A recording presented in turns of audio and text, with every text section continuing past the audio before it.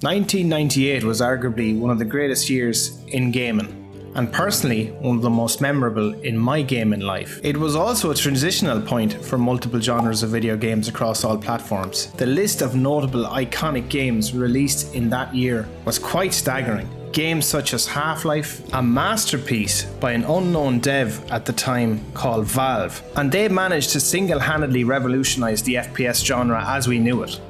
Metal Gear Solid, of course, Hideo Kojima's magnum opus of combined stealth action and AAA level blockbuster movie style mayhem, introduced to the PS1 and arguably the PlayStation's best game.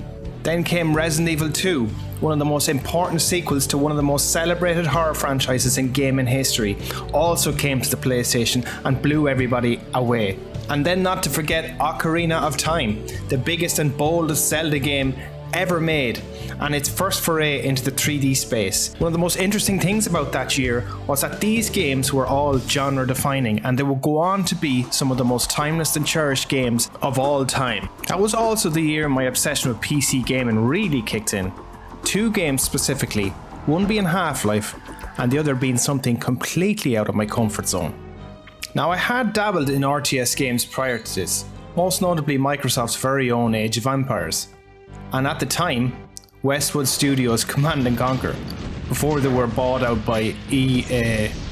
No! God, please, no! No! No!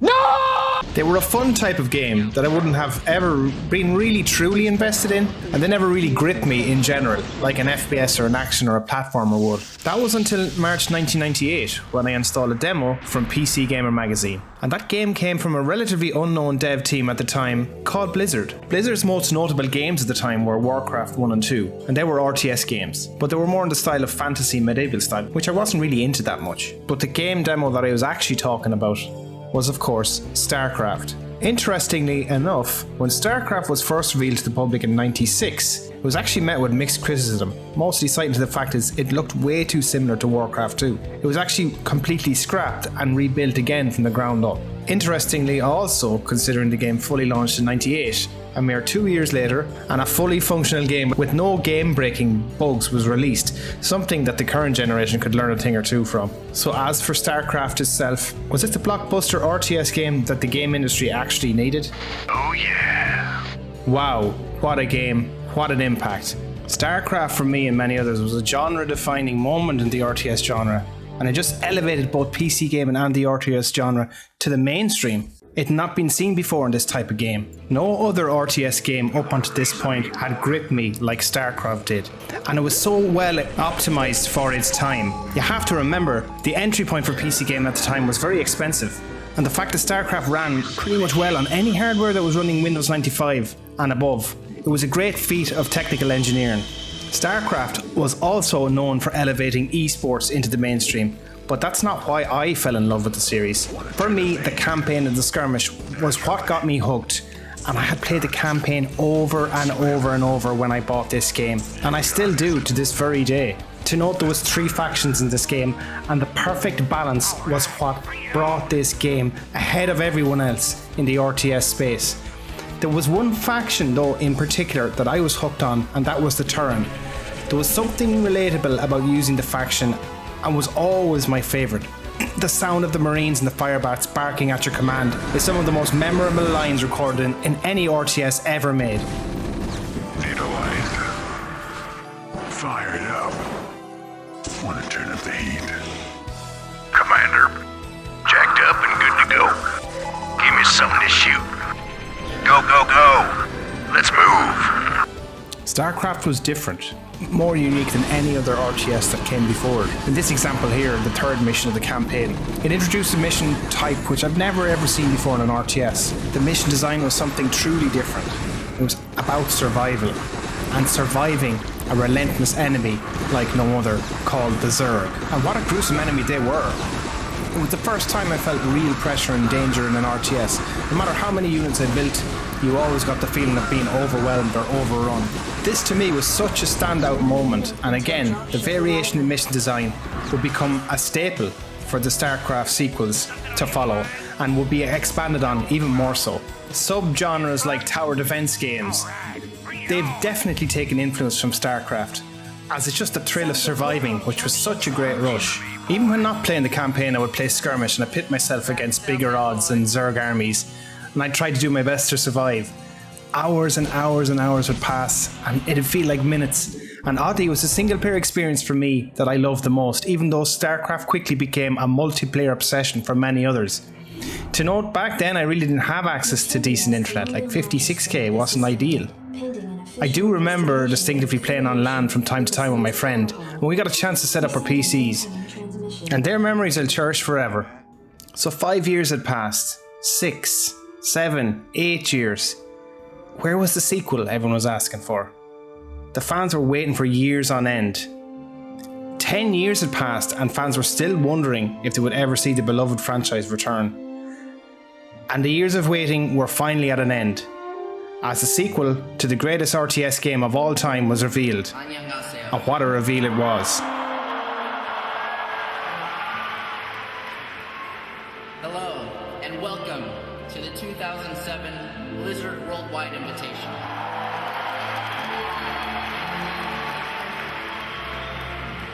Without further ado, it is my honor to present to you Blizzard's newest game. Make no mistake. War is coming. With all its glory. And all its horror. Mr. Findlay, your freedom awaits. Hell, it's about time.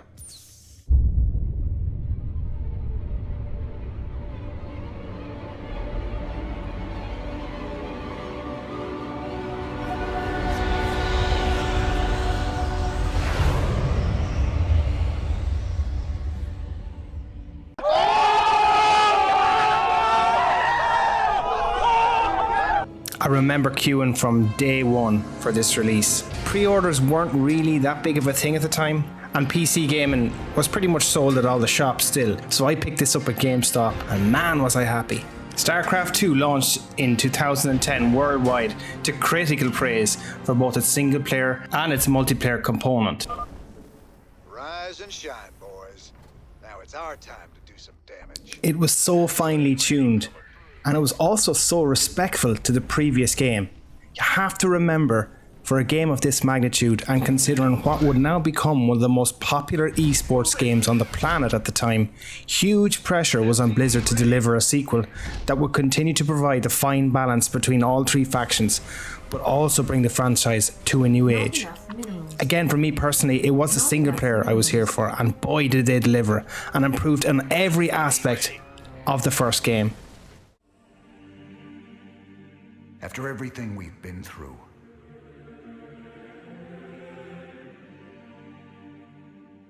past all the fire and fury, our war has always been about saving lives. We just gotta finish what we begun. Because some things are just worth fighting for.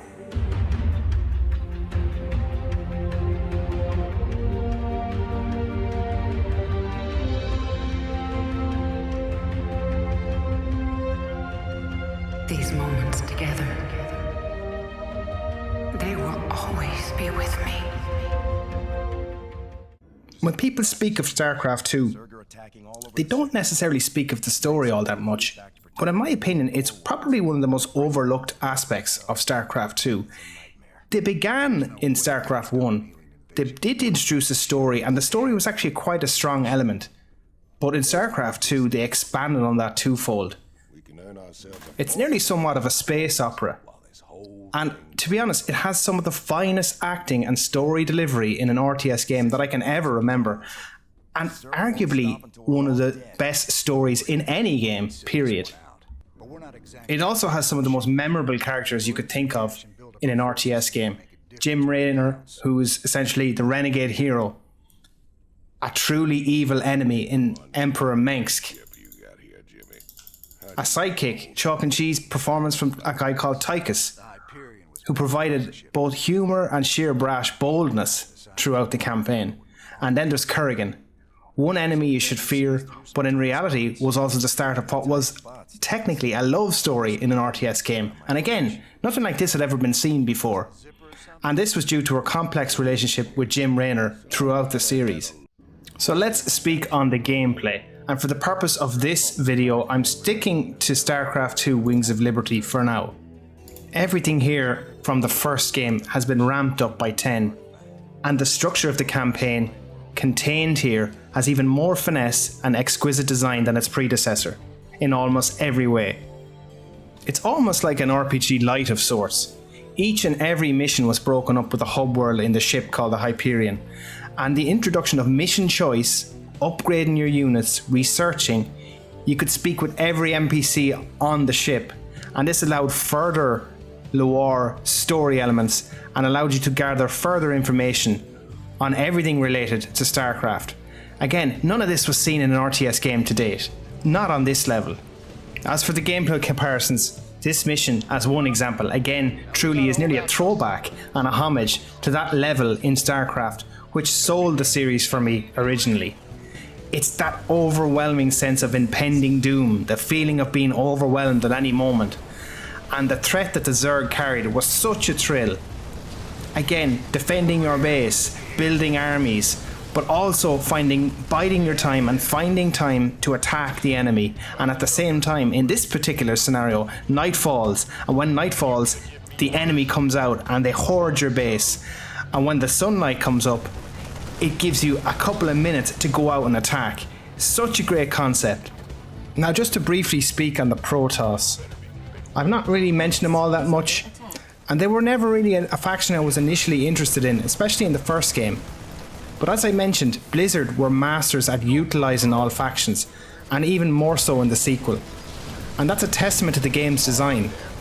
Between StarCraft 2, Wings of Liberty, Heart of the Swarm, and Legacy of the Void, they were all such outstanding sequels to the original game, and the way the mission variation and design was mapped out, it was so good that I thoroughly enjoyed the missions, even with the factions I wouldn't particularly favour outside the turret. So just for fun, I want to add in two little things into this video. It's the social commentary. Just listen up. I thought he retired years ago. With General Warfield at the helm, and our finely honed Dominion military under his command, I have every confidence that this new Zerg threat will be contained very soon.